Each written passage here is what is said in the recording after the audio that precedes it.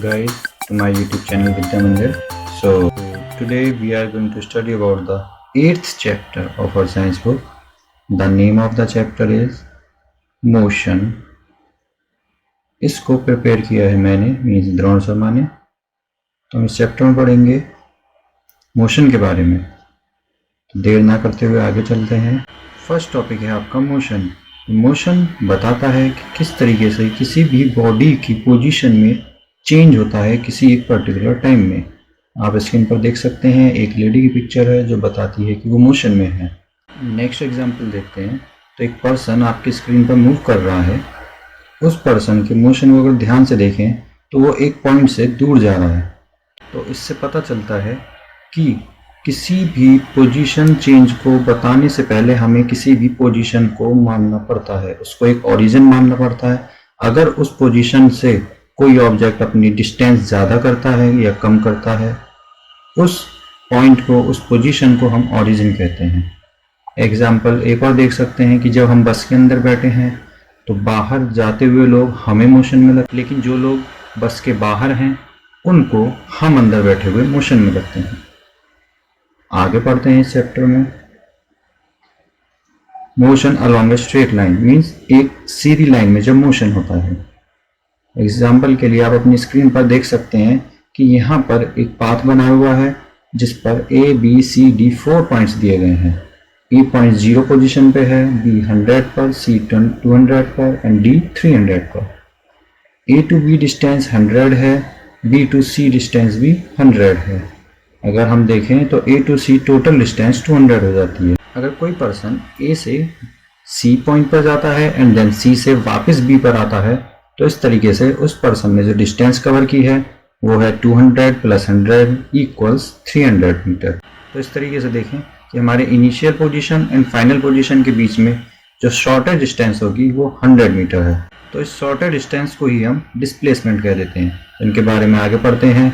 Distance यानी कि total length उस पाथ की जिस पाथ को किसी भी पर्सन ने अपनी पोजीशन चेंज करके कवर किया है, उस लेंथ को हम डिस्टेंस कहते हैं। एंड इस डिस्टेंस को मेजर करने के लिए हम ओडोमीटर का यूज करते हैं। आप स्क्रीन पर उसकी फिगर देख सकते हैं जहां पर नंबरिंग चेंज हो रही है, ये आपका ओडोमीटर है। आगे है डिस्प्लेसमेंट। डिस्प्लेसमेंट सबसे छोटी डिस्टेंस होती है initial position and final position के बीच में। स्क्रीन पर आप देख रहे हैं एक हमने पाथ बनाया है। इस पाथ की इनिशियल पोजीशन ए है एंड फाइनल पोजीशन बी है। एक पर्सन ए से बी पर जाता है तो उस पाथ के अलोंग वो अपना मोशन करता है। जब वो पर्सन बी पर पहुंचता है तो ए से बी तक जो उसने पाथ कवर किया that is distance, but A to B जो शॉर्टर डिस्टेंस होगी उसको हम बोलेंगे डिस्प्लेसमेंट।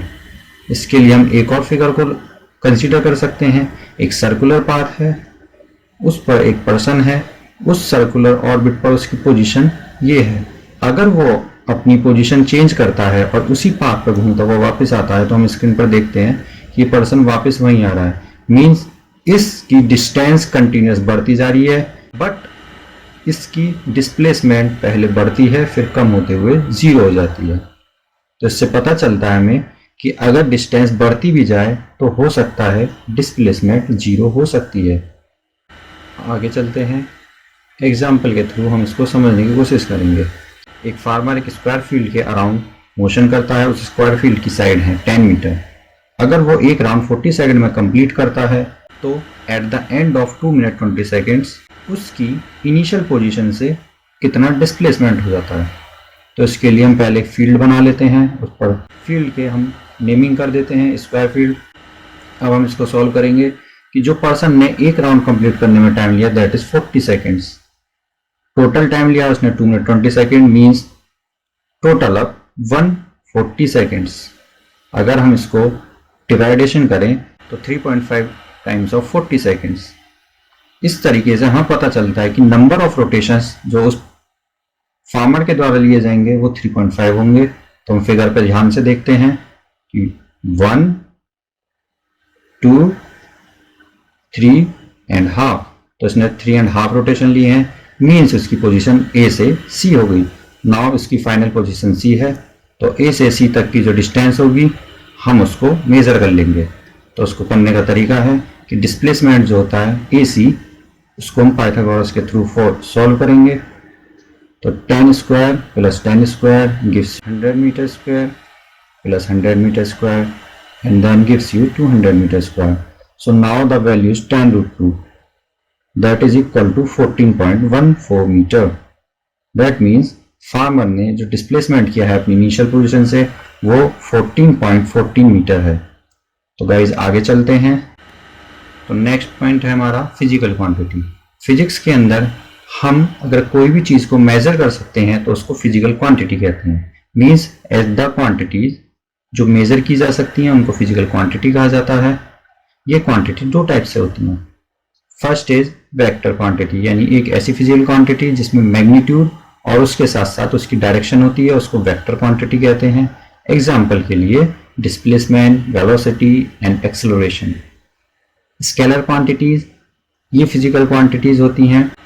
इन फिजिकल क्वांटिटीज में केवल और केवल सिर्फ मैग्नीट्यूड होता है, इसीलिए ऐसी क्वांटिटीज को स्केलर क्वांटिटीज कहते हैं। एग्जाम्पल के तौर पर आप देख सकते हैं कि डिस्टेंस और स्पीड ये स्केलर क्वांटिटी है, क्योंकि इसमें हम डायरेक्शन को कंसीडर नहीं करते, जबकि डिस्प्लेसमेंट में हम डायरेक्शन कंसीडर करते हैं क्योंकि इसमें शॉर्टेस्ट पाथ लिया जाता है, इसलिए वो एक वेक्टर क्वांटिटी होगी। आगे चलते हैं। नेक्स्ट टॉपिक है हमारा uniform and non uniform motion. इसको हम एग्जाम्पल की फॉर्म में समझने की कोशिश करेंगे। एक रोड है, उस रोड पर 2 कार्स हैं, one is red another is pink. अब ये दोनों कार रेस्ट में है और इन्होंने जैसे ही अपना मोशन स्टार्ट किया तो हम देख रहे हैं कि रेड कार बिना रुके अपनी फाइनल पोजीशन पे पहुंच जाती है, जबकि पिंक कार बीच में रुकती है, फिर चलती है, फिर रुकती है, फिर चलती है और इस तरीके से अपनी फाइनल पोजीशन पहुंचती है। तो इसका मतलब एक कार बिना रुके मोशन कर रही है, एक कार अपना मोशन चेंज कर रही है। तो जब body equal distance equal time interval में कवर कर लेती है तो इसको बोलते हैं यूनिफॉर्म मोशन। बट जब बॉडी अनइक्वल डिस्टेंस को इक्वल टाइम इंटरवल में कवर करती है तो इसको बोलते हैं non uniform motion. So guys I hope ये क्लियर हो गया होगा। आगे चलते हैं। नेक्स्ट है हमारा measuring the rate of motion. Means अगर मोशन के रेट को मेजर किया जाए तो उसको हम क्या कहेंगे? तो हम इसको समझते हैं कि उसको कहते हैं स्पीड। जो डिस्टेंस किसी भी ऑब्जेक्ट के द्वारा एक यूनिट टाइम में कवर कर ली जाती है उसको हम बोलते हैं स्पीड। स्पीड के ऐसा यूनिट मीटर पर सेकंड है। इसको हम 2 डिफरेंट वेज में लिख सकते हैं। स्क्रीन पर जो आपको फिगर दिखाई दे रही है ये फिगर है स्पीडोमीटर की। मींस ये वो डिवाइस है जिससे स्पीड को मेजर किया जाता है। आगे है स्पीड का formula, that is speed equals to distance over time, जो हम अर्लियर क्लासेस में पहले भी पढ़ चुके हैं। Now v equals s over t। अब पहले स्पीड की बात करते हैं। जब object unequal distance equal time interval में कवर कर रहा है या unequal distance unequal time interval में कवर कर रहा है तो उस कंडीशन में हम एवरेज स्पीड को फाइंड करते हैं। जब किसी भी ऑब्जेक्ट की टोटल डिस्टेंस को टोटल टाइम से डिवाइड किया जाता है तो मिलती है एवरेज स्पीड। इसका फॉर्मूला है average speed equals to total distance over total time. आगे चलते हैं। इसको एग्जांपल की हेल्प से हम समझने की कोशिश करेंगे कि एक ऑडोमीटर में ट्रिप स्टार्ट होने से पहले जो रीडिंग्स थी वो थी 2000 किलोमीटर, बट जब ट्रिप एंड होती है तब उस ऑडोमीटर की रीडिंग थी 2400 किलोमीटर। अगर इस ट्रिप को अराउंड 8 आवर्स कंप्लीट होने में लगते हैं तो हमें उसकी एवरेज स्पीड फाइंड आउट करनी है किलोमीटर पर आवर में एंड मीटर पर सेकंड में। तो इसको गाइस सॉल्व करने की कोशिश करते हैं कि डिस्टेंस जो उस कार ने कवर की है वो है 2400 kilometre minus 2000 kilometre equals 400 kilometre.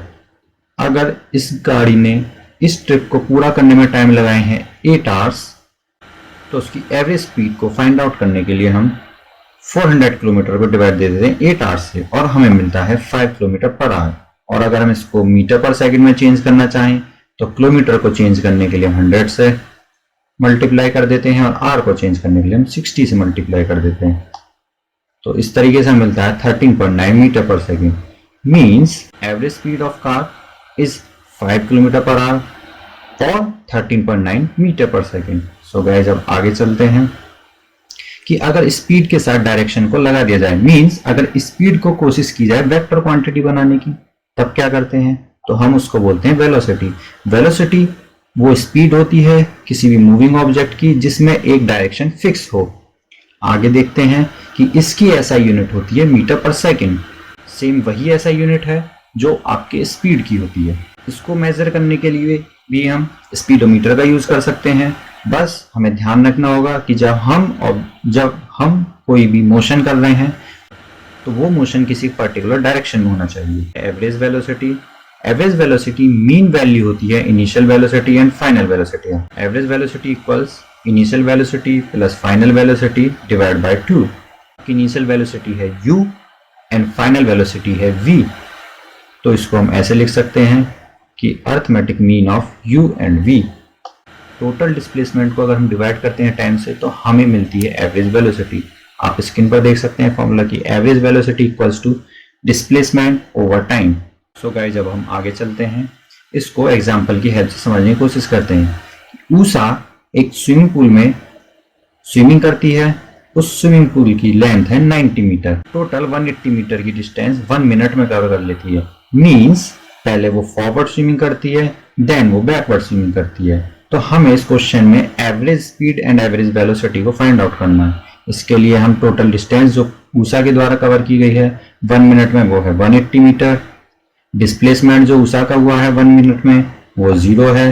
तो एवरेज स्पीड अगर फाइंड आउट करें तो total distance over total time होगा। मींस टोटल डिस्टेंस है 180, टोटल टाइम है 1 मिनट। तो हम उसको चेंज कर लेंगे तो 180 बाई 60 सेकेंड्स हो जाएगा। सॉल्व करें तो मिलेगा हमें 3 मीटर पर सेकेंड। अगर एवरेज वेलोसिटी की बात करते हैं तो एवरेज वेलोसिटी के लिए हम डिस्प्लेसमेंट ओवर टाइम लेते हैं। तो डिस्प्लेसमेंट है इसका 0 एंड टाइम है इसका 60 सेकेंड्स। तो अब हम इन्हें अगर डिवाइड करें तो जो वेलोसिटी मिलती है वो 0 होती है। तो इस तरीके से हम आंसर लिख सकते हैं कि average speed of Usha is 3 metre per second but the average velocity is 0 metre per second. So guys हमें यहाँ पता चला कि तो स्पीड बढ़ भी सकती है लेकिन एवरेज वेलोसिटी 0 हो सकती है। सो गाइस आगे चलते हैं। नेक्स्ट पॉइंट है rate of change of velocity. Means अभी हमने पढ़ा था कि जब हम मोशन का रेट निकालते हैं तो उसको बोलते हैं हम वेलोसिटी, और जब हम वेलोसिटी का रेट निकालें तो उसको कहते हैं हम एक्सेलरेशन। तो एक्सेलरेशन बताता है हमें कि किसी भी बॉडी की वेलोसिटी किस रेट से चेंज हुई है, मतलब किसी पर यूनिट टाइम में जो उसकी वेलोसिटी चेंज होती है उसको कहते हैं हम एक्सेलरेशन। तो एक्सेलरेशन की ऐसा यूनिट मीटर पर सेकंड स्क्वायर होती है। इसको हम ऐसे भी लिख सकते हैं। आप अपनी स्क्रीन पर एक फिगर देख रहे हैं जिसमें कार्स अलग अलग स्पीड से अलग अलग डायरेक्शन में मोशन कर रही है। तो कोई कार रुक रही है और कोई कार चल रही है, कोई कार रुकने के बाद चल रही है। तो इससे हम कह सकते हैं कि किसी कार का एक्सेलरेशन कम हो रहा है, किसी का ज्यादा हो रहा है और किसी का 0 हो जाता है। तो acceleration means the rate of change in velocity. तो इसको हम फॉर्मूले लिख सकते हैं कि the change in velocity is divided by time. That means a equals v minus u over t, जहां पर आपका a for acceleration, v for final velocity, u for initial velocity and t for time. So guys क्योंकि figure में हम देख रहे हैं कि कुछ कार्स का एक्सेलरेशन 0 हो रहा है, कुछ का कम हो रहा है, कुछ का ज्यादा हो रहा है। दैट मींस एक्सेलरेशन 2 टाइप्स हो सकते हैं, positive acceleration and negative acceleration. Negative acceleration तब होता है जब चलती हुई कार पर हम ब्रेक अप्लाई करते हैं तो कार की चलती हुई जो वेलोसिटी होती है वो कुछ टाइम में आके 0 हो जाती है। That means that car is in negative acceleration, और उसको हम रिटार्डेशन भी कहते हैं। तो गाइस आगे चलते हैं और इसको हम एक एग्जांपल की हेल्प से समझने की कोशिश करते हैं कि अपनी स्टेशनरी पोजीशन से राहुल ने अपनी बाइसिकल पे पैडल मारना स्टार्ट किया और पैडल मारते मारते 30 सेकंड के अंदर उसकी वेलोसिटी 6 मीटर पर सेकंड हो जाती है। बट उसके बाद फिर वो ब्रेक अप्लाई करता है और नेक्स्ट 5 सेकंड में उसकी वेलोसिटी कम होकर 4 मीटर पर सेकंड हो जाती है। सो गाइज हमें इस क्वेश्चन में पता चल रहा है कि एक बार तो उसने पॉजिटिव एक्सेलरेशन किया जब उसने वेलोसिटी अपनी 0 से बढ़ाकर 6 कर दी, लेकिन जब सेकंड टाइम उसने नेगेटिव एक्सेलरेशन किया तो तब उसने वेलोसिटी घटाकर 4 मीटर पर सेकंड कर दी है। तो इसको सॉल्व करने के लिए देखते हैं कि फर्स्ट केस में जब वो पॉजिटिव एक्सेलरेशन करता है मींस जो इनिशियल वेलोसिटी है उसकी 0 है क्योंकि वो स्टेशनरी पे था। फाइनल वेलोसिटी जो आफ्टर 30 सेकंड मिलती है उसको वो हो गया उसका 6 मीटर पर सेकंड। नेक्स्ट है आपका कि एक्सेलरेशन का जो फॉर्मूला है that is the change in velocity divided by time. तो चेंज इन वेलोसिटी को हम लिखेंगे 6 metre per second minus 0 and the time is 30 seconds. Now further solving we get 0.2 meter per second square, that is the value of positive acceleration. Now in second case अब हम देखते हैं कि initial velocity इस बार उसकी 6 metre per second है, लेकिन जब उसने ब्रेक अप्लाई किए हैं सेकंड केस में तो उसकी फाइनल वेलोसिटी कम होकर 4 मीटर पर सेकेंड रह जाती है और टाइम उसको लगता है 5 seconds. तो फॉर्मूला फिर से लिखते हैं कि acceleration equals to change in velocity divided by time. Now हम वैल्यूज पुट करते हैं तो 4 मीटर पर सेकेंड उसकी फाइनल वेलोसिटी है, 6 मीटर पर सेकेंड उसकी इनिशियल वेलोसिटी है एंड 5 सेकेंड उसका टाइम है. इसको फर्दर सॉल्व करते हैं तो minus 0.4 metre per second square का इसकी वैल्यू आती है. दैट मीन्स हम कह सकते हैं कि फर्स्ट केस में उसका एक्सेलरेशन पॉजिटिव था, that was 0.2 metre per second square, and in second case acceleration was negative और we can say it retardation and the value was 0.4 metre per second square. So guys आगे चलते हैं. अब बात आती है rate of change of velocity की. So guys इसको एक एग्जांपल के थ्रू समझने की कोशिश करते हैं. एक आपकी रोड है, उस रोड पर अगेन फिर से वही कार्स हैं. One was red car, another was pink car. उनकी इनिशियल पोजीशन ए है और वो वहां से चलने के बाद अपनी फाइनल पोजीशन बी पर जाती है. रेड कार बिना रुके जा रही है, लेकिन पिंक कार बीच में रुकती है, फिर चलती है, फिर रुकती है, फिर चलती है. तो इससे हमें पता चला कि पिंक कार अपना एक्सेलरेशन सेम नहीं रख रही थी. कभी वो कम करती है, फिर बढ़ाती है, फिर कम करती है, फिर बढ़ाती है. लेकिन जो रेड कार थी उसका एक्सेलरेशन फिक्स था, यानी उसका एक्सेलरेशन 0 था. तभी उसने एक वेलोसिटी पकड़ के और सेम मोशन के साथ वो एंड पॉइंट पे पहुंच जाती है. तो इससे हम पता चलता है कि यूनिफॉर्म और नॉन यूनिफॉर्म एक्सेलरेशन क्या होते हैं. यूनिफॉर्म एक्सेलरेशन में वेलोसिटी या तो यूनिफॉर्मली इंक्रीज होती है या यूनिफॉर्मली डिक्रीज होती चली जाती है एक फिक्स टाइम इंटरवल के अंदर. तो उस एक्सेलरेशन को बोलते हैं uniform acceleration. But non uniform motion में वेलोसिटी अनइक्वली इंक्रीज होती है या डिक्रीज होती है, बट टाइम इंटरवल फिक्स रहता है. तो इस तरह का एक्सेलरेशन नॉन यूनिफॉर्म एक्सेलरेशन होता है. सो गाइज आगे चलते हैं. आपका नेक्स्ट टॉपिक है ग्राफिकल रिप्रेजेंटेशन ऑफ मोशन.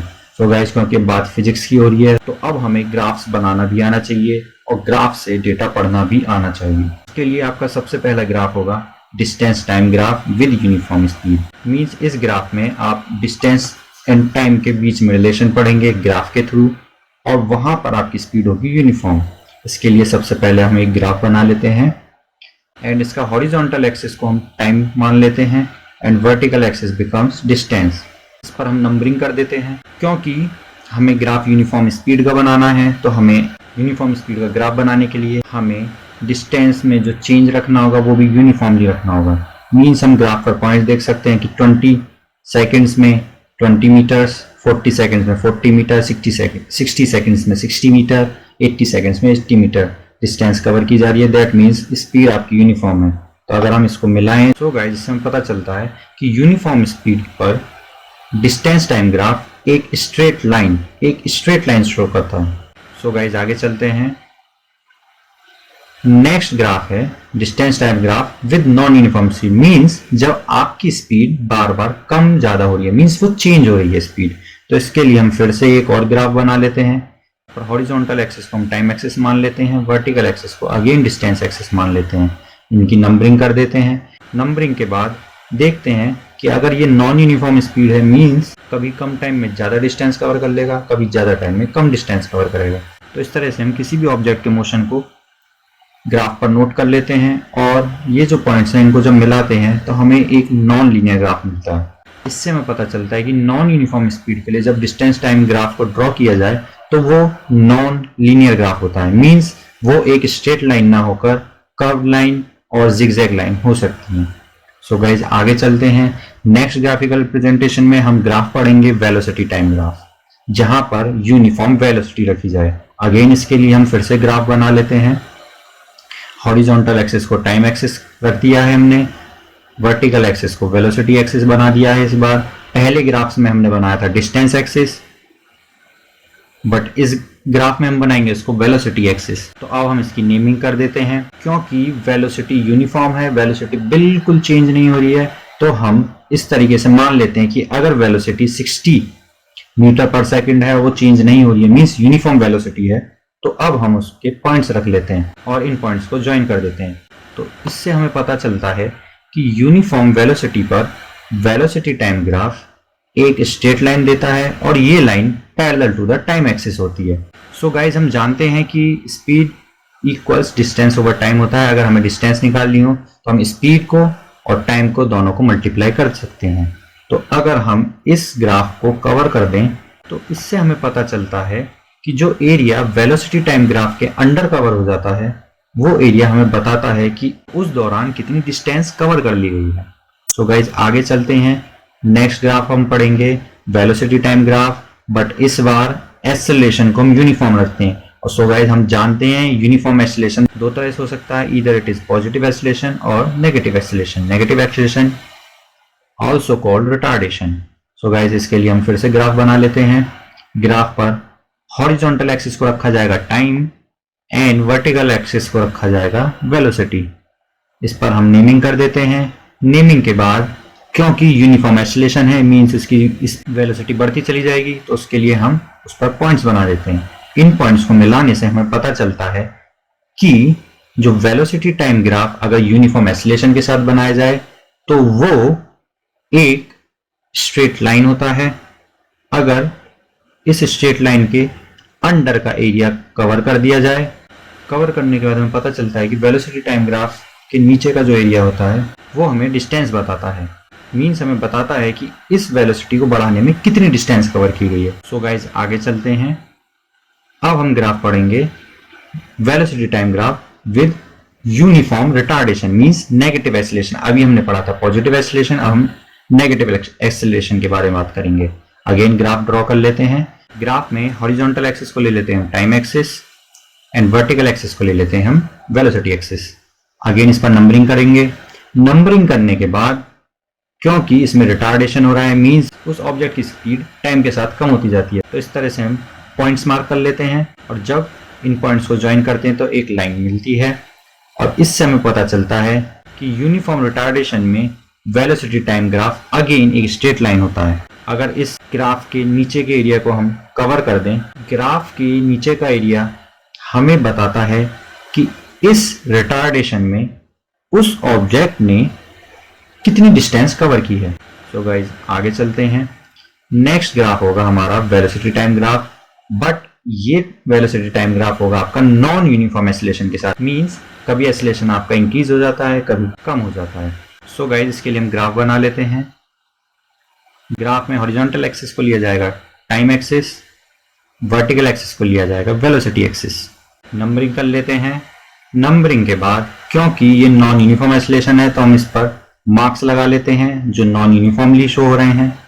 अगर हम इनको ज्वाइन करते हैं तो हम ग्राफ में देखते हैं नॉन यूनिफॉर्म एक्सेलरेशन के लिए वेलोसिटी टाइम ग्राफ भी नॉन लीनियर होता है। सो गाइज आगे चलते हैं। अब हम इक्वेशन ऑफ मोशन को ग्राफिकल मेथड से समझने की कोशिश करेंगे। तो अगर कोई ऑब्जेक्ट किसी यूनिफॉर्म एक्सेलरेशन के साथ मोशन करता है तो उस ऑब्जेक्ट के मोशन को डिस्क्राइब करने के लिए हम तीन इक्वेशन यूज कर सकते हैं। ये तीन इक्वेशन आपकी स्क्रीन पर दिखाई दे रही हैं। फर्स्ट इक्वेशन है आपकी वेलोसिटी टाइम रिलेशन, सेकंड है आपकी position time relation and the third is position velocity relation. So guys हम इनको ध्यान रखेंगे। तो गाइज आगे चलते हैं। अब हम equation of velocity time relation को सॉल्व करेंगे। इसके लिए हम पहले एक ग्राफ बना लेते हैं। हॉरिजॉन्टल एक्सिस को टाइम एक्सिस बना लेते हैं, वर्टिकल एक्सिस को अगेन हम वेलोसिटी एक्सिस बना लेते हैं। हमने माना कि किसी ऑब्जेक्ट की वेलोसिटी किसी टाइम ए पर है, मींस उसकी इनिशियल वेलोसिटी ये हो जाएगी। वो ऑब्जेक्ट अपनी वेलोसिटी कुछ टाइम में चेंज करके बी पर पहुंच जाता है, उसकी वेलोसिटी यहां पर आ जाएगी। अगर हम इसको नीचे से मिला दें, ये आपकी बी वेलोसिटी हो गई। अब हम ए से एडी लाइन खींचते हैं which is parallel to OC. Now we know that acceleration is equals to the change in velocity over time. Graph से हम देख सकते हैं कि हमारा change in velocity B D है एंड टोटल टाइम है हमारा ओ सी। तो हम इसको लिख लेते हैं ए इक्वल्स बी डी ओवर ओ सी, BD को फाइंड आउट करने के लिए हम BC माइनस CD कर सकते हैं। हमने ऐसा लिख लिया है। अब BC माइनस CD को चेंज करके हम AO रख सकते हैं, हम उसको भी लिख लेंगे। अब इनकी वैल्यूज को पुट करते हैं। हम ग्राफ से देखते हैं कि BC की वैल्यू है V, OA की वैल्यू है U, OC की वैल्यू है T। तो हम इनको पुट करते हैं तो acceleration equals V minus U over T। इसको फर्दर सॉल्व करने पर हमें मिलता है AT equals V minus U, means V equals U plus AT. This is your first equation and also called velocity time relation. इस relation को हम समझने के लिए एक एग्जाम्पल की मदद ले सकते हैं कि एक ट्रेन स्टार्ट होती है रेस्ट से, 5 मिनट में उसकी वेलोसिटी चेंज होकर 72 किलोमीटर पर आवर हो जाती है। तो हम मान लेते हैं कि अगर उसका एक्सीलरेशन यूनिफॉर्म है तो हमें उसका एक्सीलरेशन निकालना है कि वो क्या होगा। तो इसके लिए हम इनिशियल वेलोसिटी रखते हैं 0 क्योंकि वो रेस्ट पर थी। Final velocity 72 kilometre per hour, इसको चेंज कर देंगे तो 20 मीटर पर सेकंड हो जाती है। टाइम 5 मिनट है तो उसको सेकंड्स में 300 सेकंड्स लिख लेते हैं। एक्सीलरेशन का हम जानते हैं कि acceleration is the change in velocity divided by time. Now हम वैल्यूज पुट करते हैं। 20 metre per second, this is the final velocity. 0 metre per second, this is the initial velocity and 300 second, this is the time. Further solving हमें मिलता है कि 20 metre per second is divided by 300 seconds. इसको और solve करते हैं तो हमें फाइंड आउट होता है कि acceleration of the train is 0.067 metre per second square. So guys अब आगे चलते हैं, नेक्स्ट इक्वेशन की बात करते हैं, equation of position time relation. इसको सॉल्व करने के लिए फिर से ग्राफ बना लेते हैं। इस ग्राफ में हॉरिजॉन्टल एक्सिस को लिया जाएगा time axis and vertical axis को वेलोसिटी एक्सिस। वही कंडीशन रखते हैं कि ऑब्जेक्ट अपनी a वेलोसिटी पर है, इनिशियल वेलोसिटी u, वो अपनी वेलोसिटी चेंज करके b पर पहुंच जाता है, that is v। Now a से हम एक और पैरेलल लाइन खींचते हैं which is parallel to OC। अब हम जानते हैं कि वेलोसिटी टाइम ग्राफ के अंडर जो एरिया होता है वो उसकी डिस्टेंस बताता है, तो इसको हम कवर अप कर देते हैं और लिखते हैं कि distance travelled equals to area of trapezium OABC। Means velocity time graph के नीचे का सारा एरिया डिस्टेंस होता है। हम ये जानते हैं इसीलिए हमने इसको ऐसा लिख लिया है। आगे इस एरिया को हम 2 पार्ट्स में डिवाइड कर लेते हैं। एक पार्ट होगा ट्राइंगल का, एक होगा रेक्टेंगल का। तो इसको लिख लेते हैं distance travelled equals area of rectangle OACD and area of triangle ABD। हम इनकी वैल्यूज को पुट करते हैं, OA into OC plus half BD into AD। अब हमें पता है कि OC की वैल्यू है T, AD की वैल्यू है T, BD की वैल्यू है BC minus CD, means V minus U। इन वैल्यूज को पुट करते हैं तो हमें मिलता है S equals U multiplied by T plus half of V minus U multiplied by T। And हम जानते हैं, हमने फर्स्ट इक्वेशन में सॉल्व किया था V equals U plus AT। इस इक्वेशन से अगर हम V माइनस U की वैल्यू फाइंड आउट करें तो उसको हम चेंज करके AT लिख सकते हैं। जैसे आप स्क्रीन पर देख रहे हैं कि S equals UT plus half AT multiplied by T। इसको हम फर्दर सॉल्व करते हैं तो हमें मिलता है S equals UT plus half AT square. That is the second equation of motion, or we can also call it position time relation. इसको समझने के लिए हम एग्जांपल की हेल्प लेते हैं कि जब एक कार जो मूव कर रही है 12 मीटर पर सेकंड पे, वो ब्रेक अप्लाई करती है और एक ब्रेक अप्लाई करने के बाद एक्सीलरेशन प्रोड्यूस करती है 6 मीटर पर सेकंड स्क्वायर का ऑपोजिट डायरेक्शन में। अगर कार 2 सेकंड लेती है उसको स्टॉप होने के लिए, तो हमें बताना है कि वो कार स्टॉप होने में कितनी डिस्टेंस कवर कर लेती है। सो गाइस, इसे सॉल्व करने के लिए सबसे पहले हम इनिशियल वेलोसिटी लिख लेते हैं 12 मीटर पर सेकंड। टाइम जो उसने लिया है वो है 2 सेकंड एंड एक्सीलरेशन जो उसने अपने ब्रेक लगाने के बाद प्रोड्यूस किया है वो है 6 मीटर पर सेकंड स्क्वायर। सो गाइस, हम जानते हैं S equals UT plus half AT square is the position time relation, और हमें यहाँ पर पोजीशन ही फाइंड आउट करनी है। तो हम वैल्यूज को पुट करते हैं 0 multiplied by 2 plus half into 6 into 2 square. Further solving हमें मिलता है 12 मीटर। मींस कार पर ब्रेक अप्लाई करने के बाद वो कार स्टॉप पर आने से पहले 12 मीटर की डिस्टेंस कवर कर लेती है। सो गाइज, थर्ड इक्वेशन की बात करते हैं, पोजीशन वेलोसिटी रिलेशन। इसको ड्राइव करने के लिए हम फिर से एक और ग्राफ बना लेते हैं। ग्राफ का हॉरिजॉन्टल एक्सिस होगा time axis, vertical axis velocity axis. फिर से हम वही कंडीशन लेते हैं, एक ऑब्जेक्ट अपनी ए वेलोसिटी से चल रहा है, जिस उसकी इनिशियल वेलोसिटी u हो जाती है, वो अपनी वेलोसिटी चेंज करके v पे पहुंच जाता है, मींस ये इसकी फाइनल वेलोसिटी हो जाती है v। अगेन हम a से एक पैरेलल लाइन खींचते हैं OC के, जो AD है। सो गाइज, हम जानते हैं वेलोसिटी टाइम ग्राफ के नीचे का जो एरिया होता है वो हमें पोजीशन बताता है, तो उसको हम कवर अप कर देते हैं और लिखते हैं कि distance travel equals to area of trapezium OABC।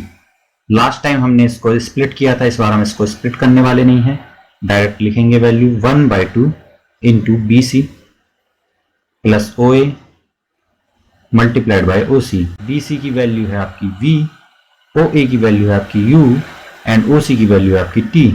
So guys, in values को हम पुट करेंगे तो S equals half V plus U plus T।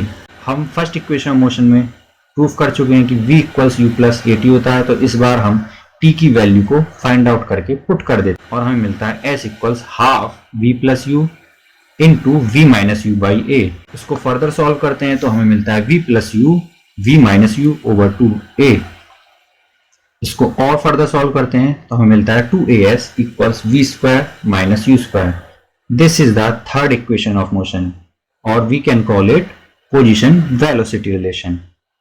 इसको समझने के लिए हम एक और एग्जांपल की हेल्प लेंगे कि एक बस स्टार्ट होती है रेस्ट से और मूव करने लगती है यूनिफॉर्म एक्सेलरेशन के साथ, एंड एक्सेलरेशन है 0.1 मीटर पर सेकंड स्क्वायर, और इस दौरान वो 80 मीटर चल लेती है।